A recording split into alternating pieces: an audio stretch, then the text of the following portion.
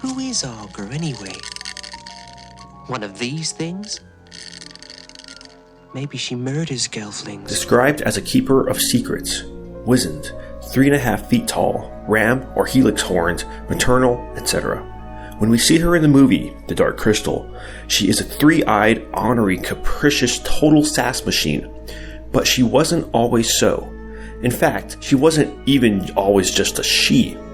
There's so much to learn about this one called Aughra. Let's go back to the beginning, back to the birth song of Aughra from Creation Myths Volume 1.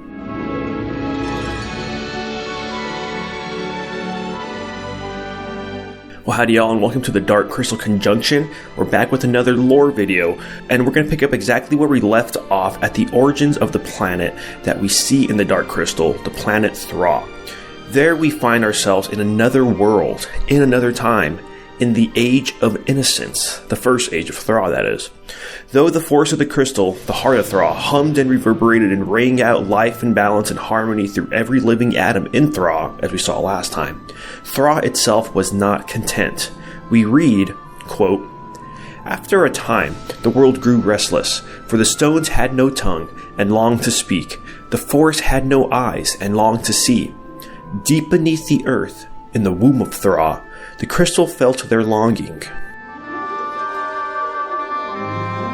and it answered their pleas.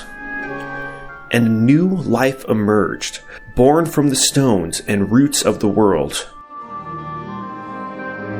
Aughra am I, she said. She was both mother and child of the world, warden and witness, guardian and guide. It is said that Aughra walked the width and breadth of Thra and spoke to each stone and river, each plant and beast, and she said their secret names out loud. And so everything, from the merest flower to the deepest sea, knew what it was, and counted Aughra as a friend." End quote. The Creation Myths graphic novel is not the only time we read about Aughra's origins. In the book, The World of the Dark Crystal, we actually have a translation of this tale in Aughra's own words taken from the Book of Aughra.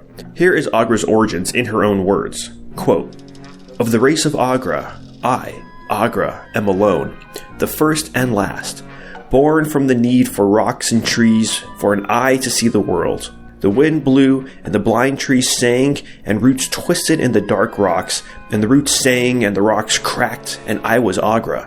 This is my song. The rocks will me to be their eye.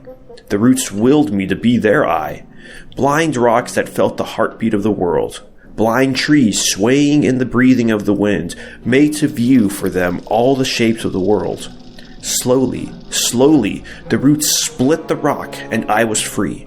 The first age of Aughra was of innocence, and it was long. Then it was Aughra and the race of gelfling who shared the world." End quote. Getting into the gelflings is what we will get into in our next lore video most likely, but for now we still have a couple of things to say about Aughra's origins.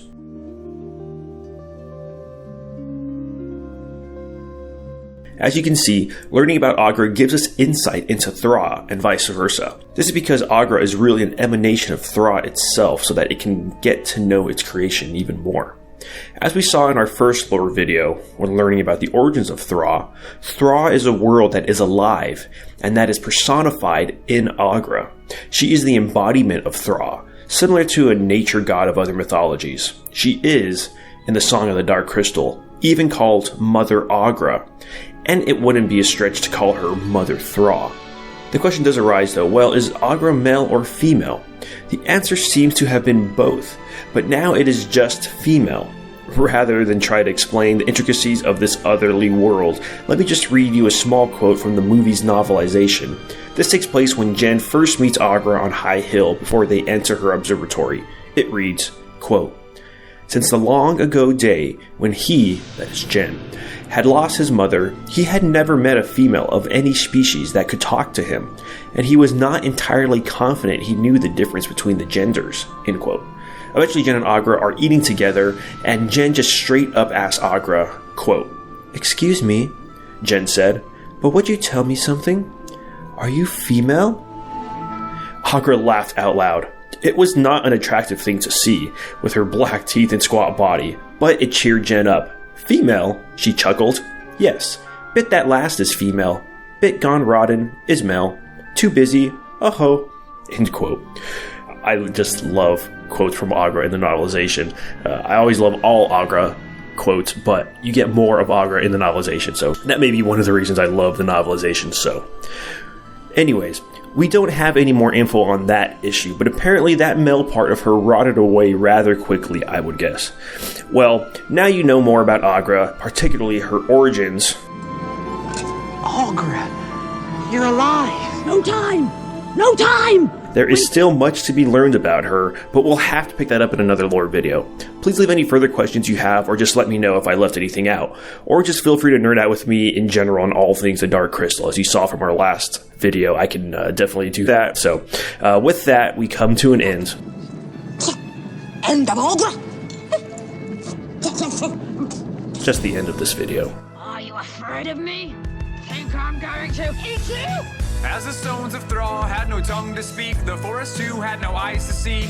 Right out of the universe, so free, Aughra was born from Thra's roots and Thra's trees. The soul essence in the age of innocence to observe, envision, write, and perceive. She's rolling up her sleeves to make peace and show love to all the land and every single creature that is in her hands. The time is young and prequels the